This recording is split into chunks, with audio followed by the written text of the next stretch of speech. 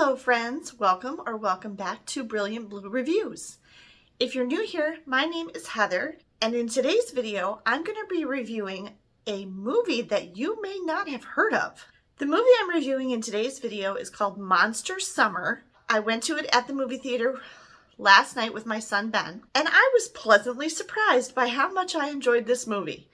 It's way under the radar. I couldn't even find a review of it on Common Sense Media, which is the website that I usually go to kind of get a sense of like things that I want to be aware of in the movie, like language, violence, sexual content, blood and gore, stuff like that.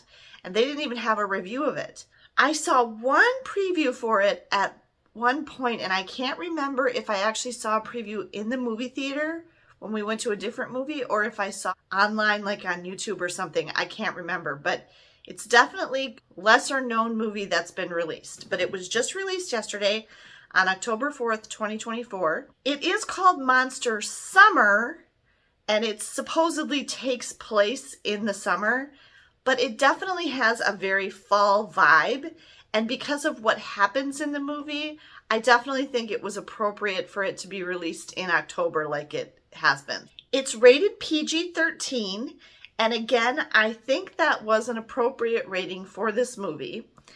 It's definitely a little bit too creepy, scary, disturbing. It has a kind of overall message that is quite troubling for kids and even adults, honestly. And I'm actually going to give you a little bit of a spoiler, which is that overall message is that there are real monsters. And what they kind of mean by that is people in the world today who do bad things, really. You know, there are people who harm children, and those are kind of the overall monsters that they're kind of referring to in this movie. So that's just something to keep in mind. It does have kind of that heavy theme to it. On the way there, since I couldn't find a review on Common Sense Media, I said to my son, I hope this isn't too scary. I said, but it is only PG-13, so it should be okay. Then I paused for a second, and then I said, oh, wait.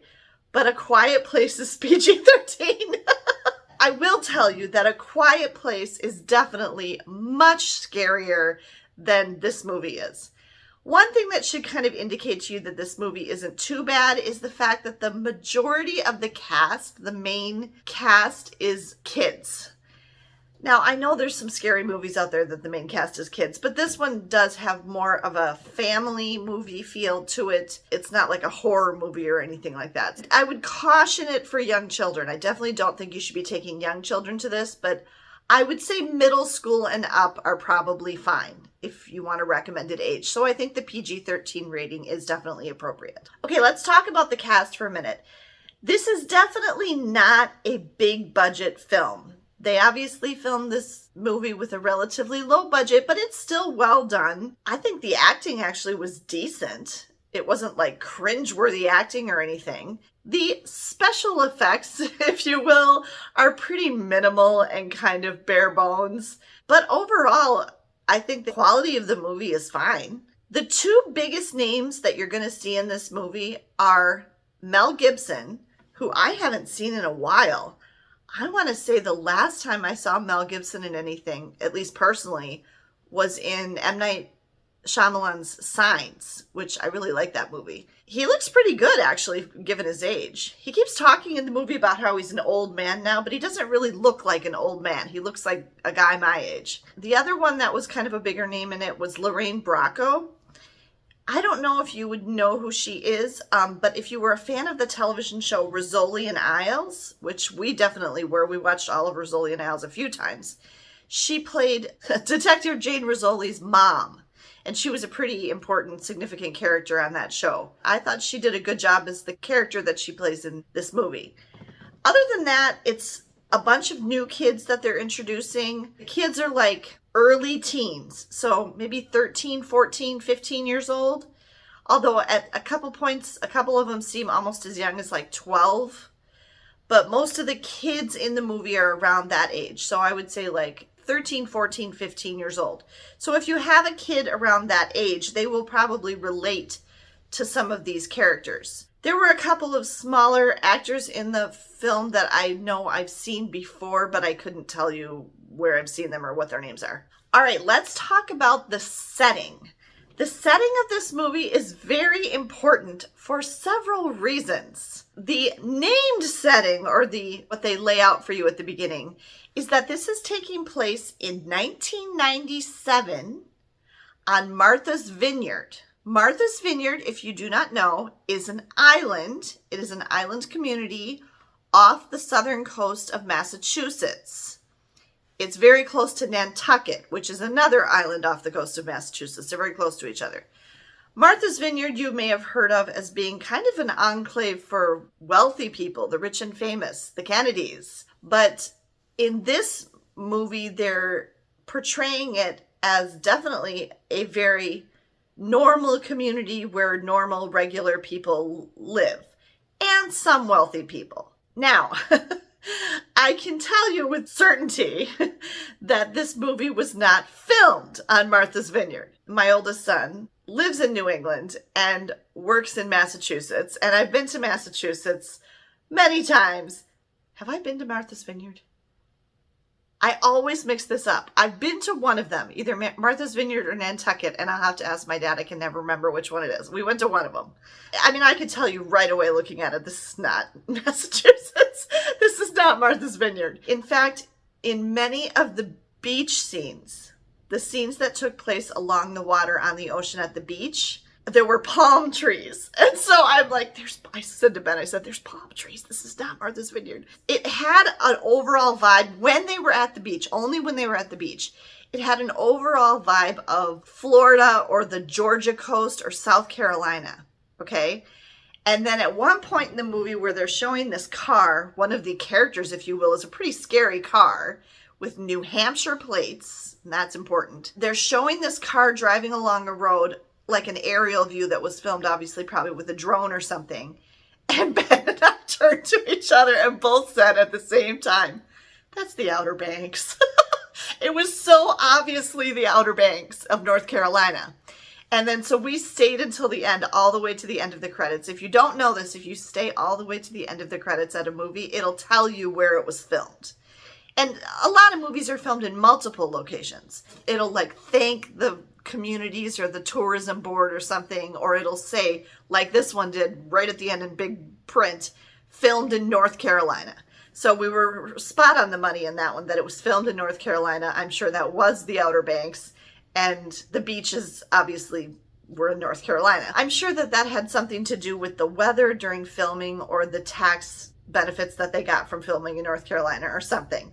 But if you're familiar with New England and you've been to Martha's Vineyard, you're going to be able to tell very easily that this was definitely not filmed there. The other thing that kind of bugged me is there were a couple of main characters, or minor adult characters, who kept talking in a Southern accent. And I don't know if they were trying to imply that these people had moved there from the South, or if they just didn't understand that people in Massachusetts don't talk with a Southern accent. But that was a little bit annoying. The kids all sounded perfectly fine. Mel Gibson was fine. The parents of the kids were fine.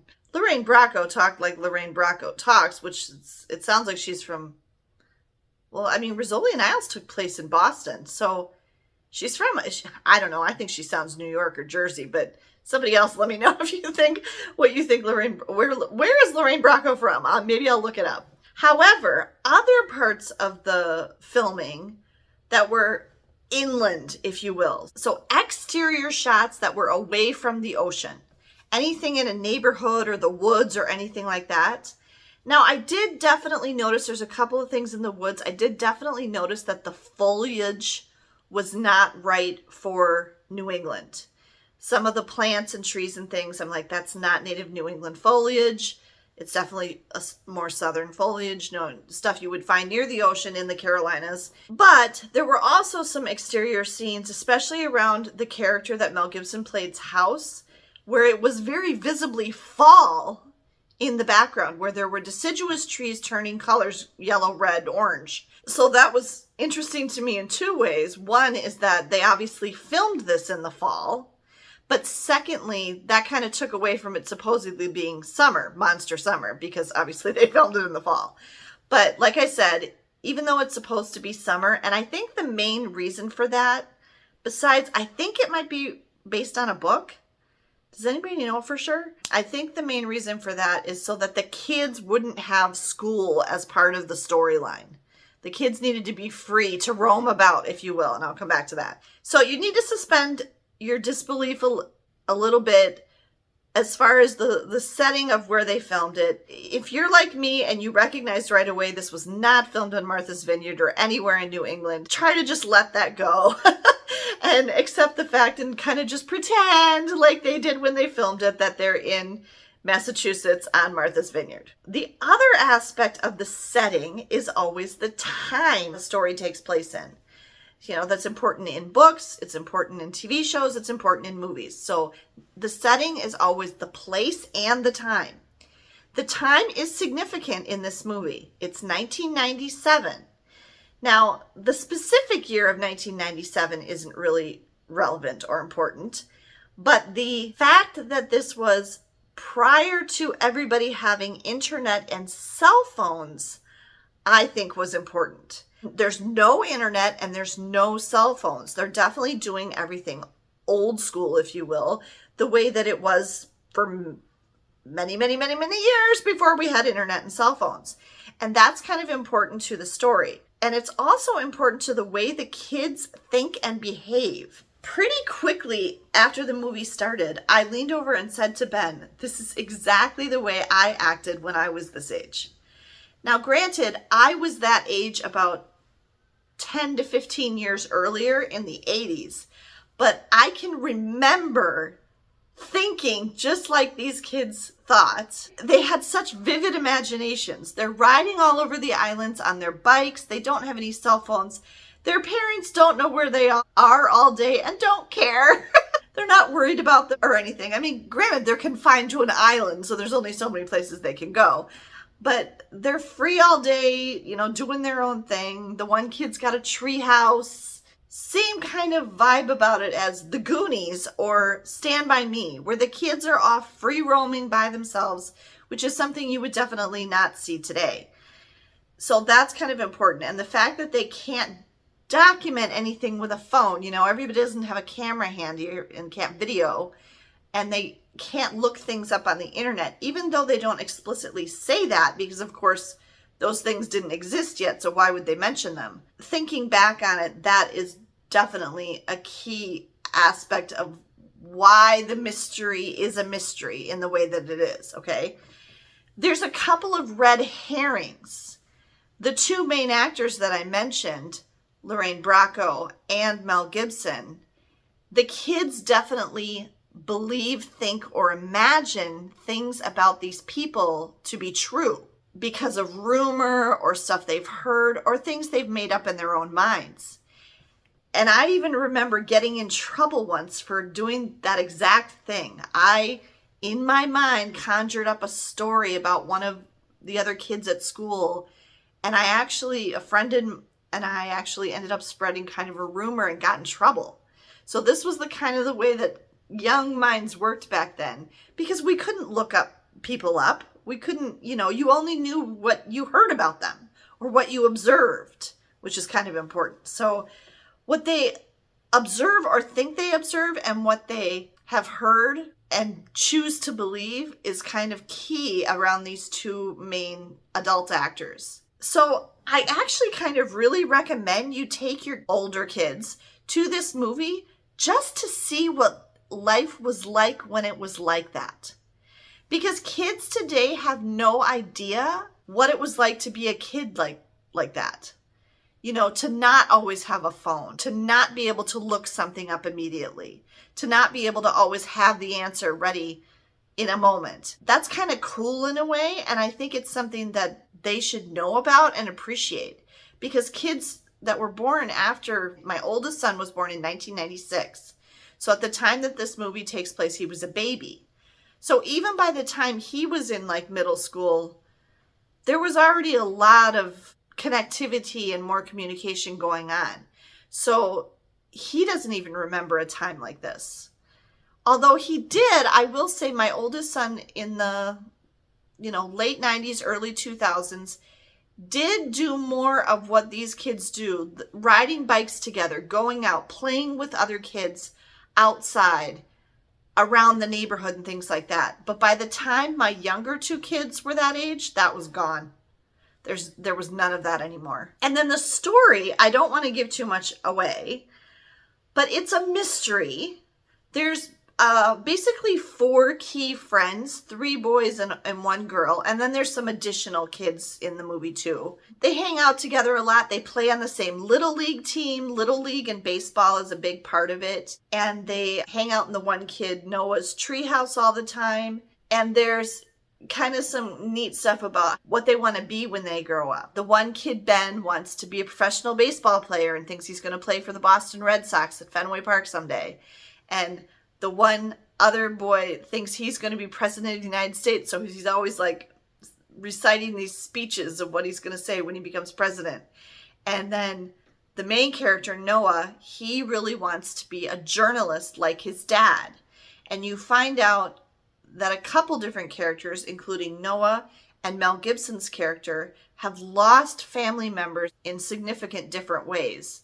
And so there's a whole element of dealing with grief and loss in the movie too. It was a fun, enjoyable movie. And the climax is pretty scary. I didn't know where they were going with it for the longest time. And I guess I'll just say this. It's basically a mystery where the kids and then also the adults kind of get involved. Something happens to a different kid outside of Martha's Vineyard at the very beginning of the movie. And then something similar happens to one of the main kids pretty early in the part that's at Martha's Vineyard. And so it's kind of trying to solve this puzzle of what's happening to these kids, which is strange. I couldn't tell for the longest time where they were going with it. I felt like it could have gone one of 2 ways. One way was, if you will, the Scooby-Doo way, okay? Where the whole mystery and all the weird things that are happening, everything, are going to turn out to have a completely reasonable, logical explanation caused by regular, normal people. I really felt for most of the movie that that was a very distinct possibility. The other way, I guess I would say, is had some hocus pocus elements to it. So it was definitely a big thing in New England of something that they think is, you know, a lot of people in that area of the country will think is a big part of the history there. And definitely had some aspects of that. And I couldn't figure out for a long time which way they're going to go. And I'm not going to tell you because I want you to be in that same feeling of not sure. How is this going to go? Is this something logical happening or is this something more supernatural happening? And in some ways, it's both. So that's all I'm going to tell you really about the plot and the story. But I would actually give this movie 4 out of 5. I would give this movie 4 out of 5 stars. If you can get past the little bit lower budget, especially at the climax of the movie, and, you know, suspend your disbelief a little bit about the setting. Overall, I think it's decently acted and a pretty entertaining, enjoyable movie to see. So again, 4 out of 5 for Monster Summer, appropriate for kids middle school and up. And adults will definitely enjoy it too. If you saw Monster Summer, leave me your thoughts about it in the comments down below. Thanks for joining me for this video today. I'll see you next time.